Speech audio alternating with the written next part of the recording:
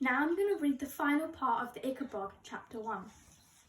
The savoury fumes rising from the chimneys of the red brick barrenstone stoves mingled with the odorous tang wafting from the doorways of the Kurdsberg cheesemongers, and for 40 miles all around it was impossible not to salivate breathing in the delicious air.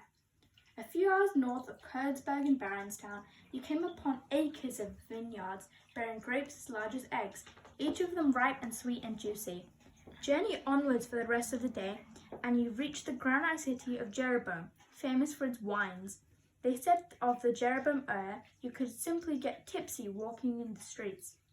The best vintages changed hands for thousands upon thousands of gold coins, and the Jeroboam wine merchants were some of the richest men in the kingdom.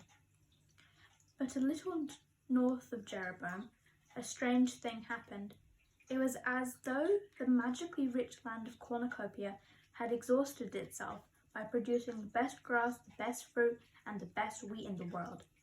Right at the northern tip came the place known as the marshlands, and the only thing that grew there was some tasteless, rubbery mushrooms and thin, dry grass, only good enough to feed a few mangy sheep. The marshlanders who tended the sheep didn't have the sleek, well-rounded, well-dressed appearance of the citizens of Jeroboam, Baronstown, Kurdsberg, or Chauville. They were gaunt and ragged.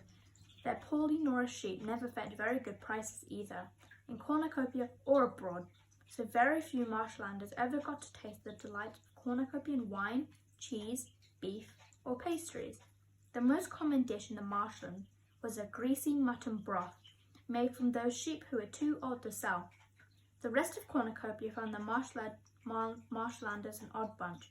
Surly, dirty, and ill-tempered, they had rough voices which the other cornucopians imitated, making them sound like hoarse old sheep.